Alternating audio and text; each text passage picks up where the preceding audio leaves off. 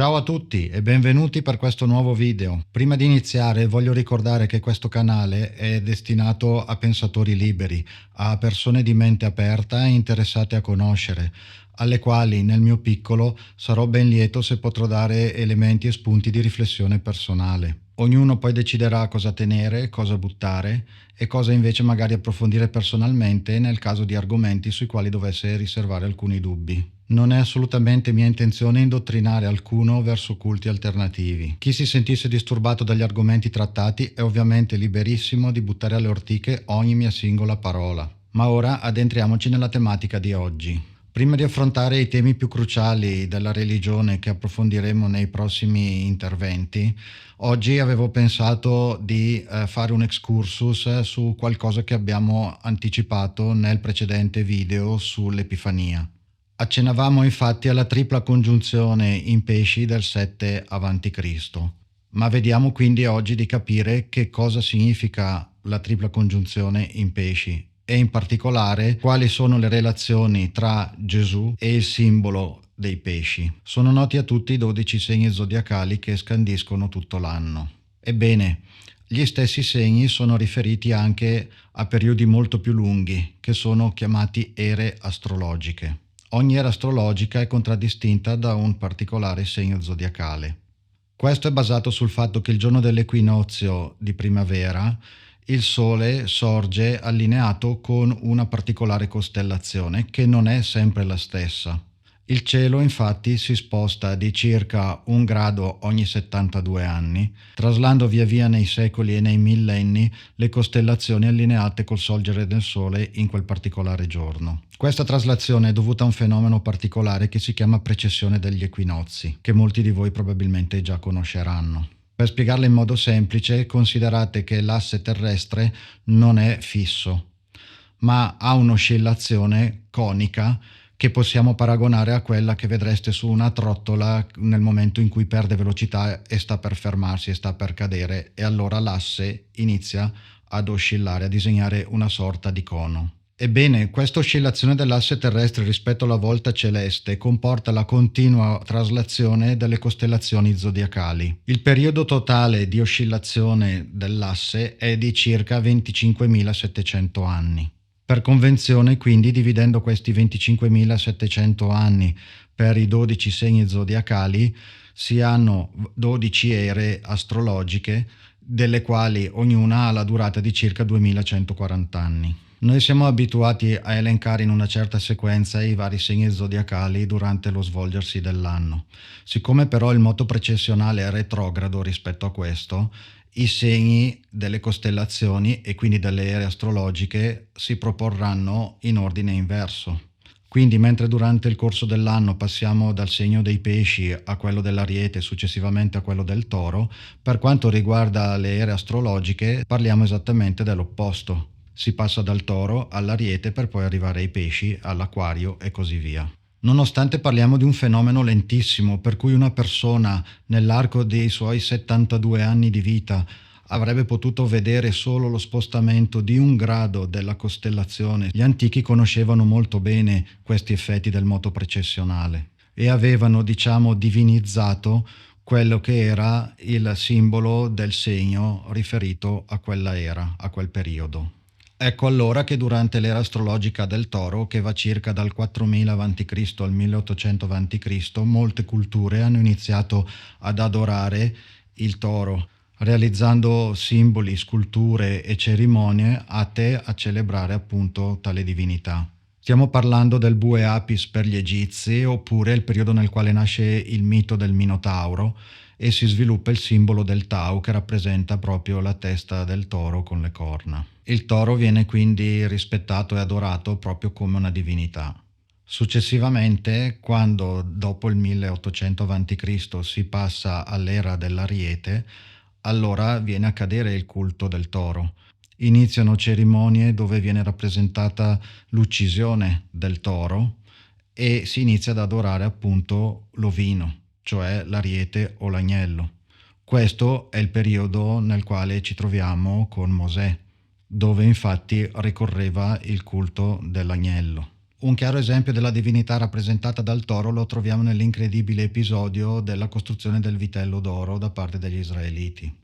Come sapete, infatti, gli israeliti, stanchi di attendere dopo tanto tempo Mosè che era andato sul monte per farsi consegnare le tavole della legge, sono quasi sul punto di abbandonare quel Dio che li ha portati nel deserto, facendogli passare tutte quelle peripezie, e addirittura rimpiangono il momento nel quale erano ancora in Egitto. Ebbene, in quel frangente il sacerdote Aronne, che era il fratello di Mosè, ordina agli israeliti di consegnare lui oro e preziosi che avevano, e lui personalmente li fonde per ricavarne un vitello d'oro, un idolo per il quale organizza poi una festa di celebrazione con grande apprezzamento da parte degli israeliti. Il vitello d'oro era un chiaro riferimento all'adorazione del culto dell'era precedente, quindi precedente addirittura anche a quella dell'agnello, dell'ariete. Ebbene, questo scatena qualcosa di assolutamente incredibile e inconcepibile. Mosè infatti scende dal monte con le tavole in cui Dio aveva scritto di amare il prossimo come te stesso e di non uccidere, e non appena scopre che avevano costruito il vitello d'oro, va su tutte le furie e ordina che i Leviti passino a filo di spada chiunque avesse costruito il vitello d'oro. Tutto questo assolutamente in barba ai comandamenti che aveva appena portato e consegnatigli da Dio in persona e che dicevano di non uccidere. Ma vediamo proprio cosa ci dice il testo di Esodo 32:27. Dice il Signore, il Dio di Israele: ciascuno di voi tenga la spada al fianco, passate e ripassate nell'accampamento da una porta all'altra. Uccida ognuno il proprio fratello, ognuno il proprio amico, ognuno il proprio vicino. I figli di Levi agirono secondo il comando di Mosè, e in quel giorno perirono circa 3.000 uomini del popolo.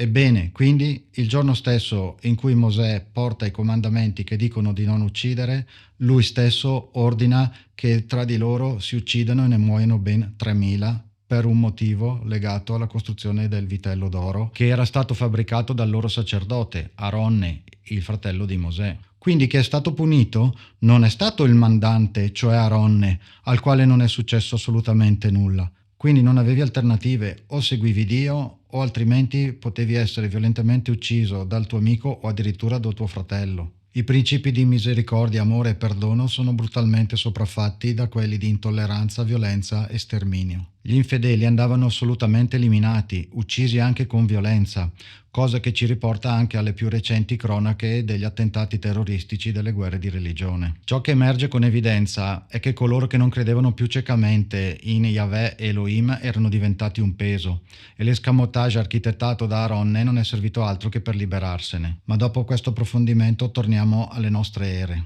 È proprio nell'era dell'ariete che in Egitto si inizia a rappresentare il dio Amon con le sembianze di un ariete. Nel 1200 a.C. il faraone Ramses II, capo supremo della casta sacerdotale e rappresentazione della divinità in terra, viene rappresentato con corna di ariete e dissemina i palazzi e i viali di sculture di ariete, tanto da portare questo animale a essere alla fine considerato come il simbolo di Ramses. Uno dei viali più famosi che possiamo ancora ammirare è sicuramente quello del tempio di Karnak a Luxor. Ebbene, per quella che qualcuno può tranquillamente considerare un'incredibile combinazione o casualità, l'era dei pesci nasce proprio a cavallo della nascita di Gesù Cristo e si protrarrà quindi fino circa al 2140, per poi lasciare spazio a quella dell'Aquario, tanto osannata dai fan della New Age. Ma vediamo di capire quindi quali sono i simboli dei pesci ricorrenti nella storia e nelle vicende del Cristo.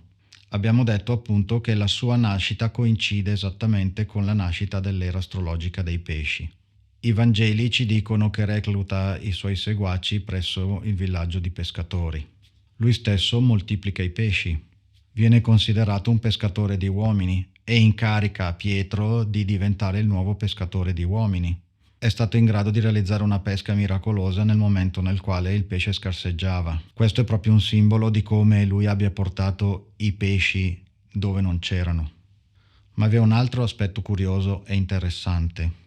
Il cartello apposto sulla croce di Gesù, nella versione latina riporta la scritta INRI, che significa Jesus Nazarenus Rex Judeorum, cioè Gesù il Nazareno, re dei Giudei. Lo stesso cartello però nella versione greca riporta il sostantivo Ixus, che sta per Jesus Christos Zeuios Soter, cioè ciò che in italiano sarebbe Gesù Cristo, figlio di Dio, Salvatore. Ma il termine Ichthus in greco significa esattamente pesce. Per chi fosse digiuno di greco basta pensare alla parola ittica, che riguarda tutto ciò che è riferito appunto al pesce. Altro elemento è il fatto che il simbolo del Cristo e delle prime comunità cristiane fosse proprio il simbolo del pesce stilizzato, che veniva utilizzato anche come simbolo di riconoscimento tra i seguaci. Nelle stesse catacombe veniva scolpito il simbolo del pesce proprio per identificare i cristiani. Uno dei copricapi principali del Papa e degli alti gradi della Chiesa Cattolica è la cosiddetta mitra o mitria, che ha proprio una forma che rappresenta la testa di un pesce con la bocca aperta. Spesso ha anche decorazioni che ne rappresentano addirittura gli occhi del pesce. Questo potrebbe essere ripreso dall'antico culto babilonese degli Oannes. Con tale nome venivano definiti antichi misteriosi individui che il mito babilonese descrive come i primi civilizzatori, arrivati dal mare bardati con particolari tute e che portarono agli uomini la civiltà, le arti, le scienze e la scrittura. Tutto questo in epoca precedente al grande diluvio. In questo caso, quindi, il copricapo mitria non è legato al pesce per motivi astrologici, ma è comunque l'ennesimo simbolismo ittico che la Chiesa Cattolica non si è voluta lasciar sfuggire. Ma ora veniamo a una frase in cui è Gesù stesso a confermare di appartenere all'era dei pesci, anche se anche in questo caso la teologia ha cercato bene di camuffare il concetto. Nel Vangelo di Matteo 28:20 leggiamo infatti: «Ed ecco, io sono con voi tutti i giorni, fino alla fine del mondo».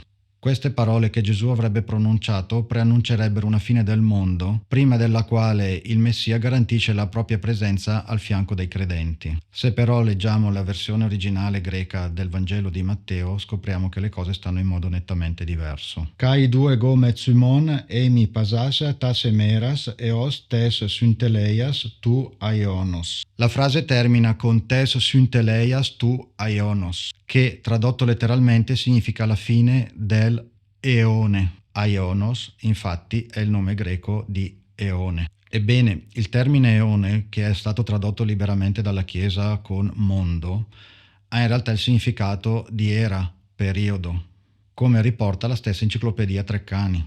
Enciclopedia che però specifica anche, più raramente, nell'escatologia neotestamentaria, mondo o parte del mondo o secolo.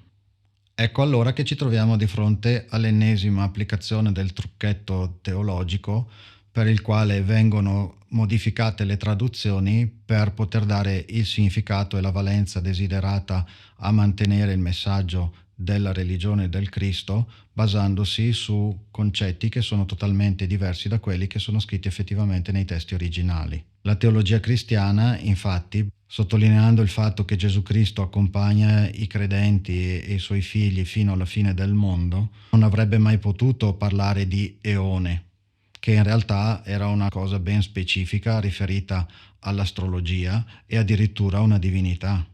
E è la stessa enciclopedia Treccani che ci dice che la traduzione di eone con il termine mondo è una pura invenzione e creazione della teologia cristiana. Presso gli antichi greci, Aione, Eone, era adorato come una divinità rappresentante il tempo ed era raffigurato con il corpo avvolto dalle spire di un serpente ed era circondato dalla ruota zodiacale a rappresentare il susseguirsi delle ere astrologiche. Le parole di Gesù non erano quindi riferite a una fine del mondo, ma semplicemente diceva che lui sarebbe stato a fianco all'umanità fino alla fine del suo eone, cioè dell'era dei pesci. I Vangeli di Luca e Matteo ci danno un ulteriore indizio di tale tesi quando narrano della preparazione dell'ultima cena, in cui Gesù annuncia agli apostoli la fine del proprio operato. Nel Vangelo di Luca 22:9 leggiamo infatti: «Gli chiesero: dove vuoi che prepariamo? Ed egli rispose loro: appena entrati in città vi verrà incontro un uomo che porta una brocca d'acqua, seguitelo nella casa in cui entrerà».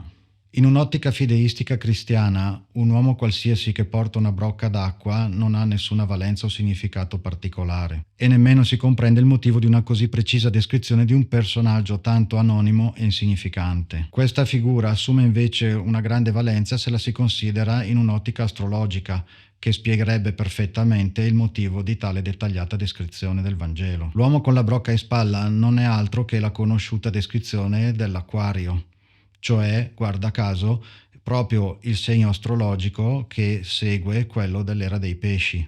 Dobbiamo infatti aggiungere alcune considerazioni non di secondo piano. Che senso aveva infatti non limitarsi a dire che l'uomo portava una brocca e si è voluto specificare che fosse una brocca d'acqua e non per esempio di olio o di vino o di aceto? Specificare il contenuto della brocca non ha nessun valore al fine dell'incontro preannunciato da Gesù, mentre è determinante per inquadrare che stiamo parlando di un portatore d'acqua, cioè dell'acquario. Gesù, o chi per lui, ha voluto quindi criptare nei Vangeli il messaggio di ciò che sarebbe seguito alla fine della sua era, del suo tempo. Quindi alla fine dell'era dei pesci sarebbe stato dato spazio all'era dell'acquario. Inoltre nel testo ci sono altri dettagli eloquenti. Sia nel Vangelo di Luca sia in quello di Marco, Gesù dice che l'uomo con la brocca andrà incontro agli apostoli. Vi verrà incontro un uomo che porta una brocca d'acqua. Quindi non saranno loro a doverlo cercare. Questo è esattamente ciò che avviene con lo scorrere del tempo e il susseguirsi delle ere. Sono loro che ci vengono incontro, non siamo noi che dobbiamo andare a cercarle. Gesù invita a seguire l'uomo. Seguitelo nella casa in cui entrerà. Quindi a entrare con lui nell'era dell'acquario, cioè quella nella quale sta gradualmente entrando ora l'umanità nel terzo millennio. Come abbiamo visto, procede quindi tutto in modo perfettamente regolare. Ogni era ha avuto il suo dio. Si adorava il toro durante l'era astrologica del toro, si adorava l'ariete durante l'era astrologica dell'ariete, si adora Gesù Cristo durante l'era astrologica dei pesci. Ora stiamo entrando nell'era dell'acquario e l'interesse per il culto del Cristo sta calando. Spesso vi sono messe che vengono annullate per mancanza di fedeli partecipanti. Non so quale dio si adorerà nell'era dell'acquario, ma ho il sospetto che abbia molto a che fare con le onde non d'acqua, ma quelle radio delle comunicazioni wireless e dei network televisivi e di internet che stanno sempre di più controllando le menti della popolazione con il pensiero unico. Vi ricordo che questo e altri temi sono approfonditi nel libro Avrai altro Dio, disponibile in tutte le librerie e anche in versione ebook. Vi saluto e se siete interessati a questi argomenti vi ricordo di iscrivervi al canale e di cliccare sulla campanella per essere avvisati non appena pubblicherò nuovi contenuti. Ciao a tutti!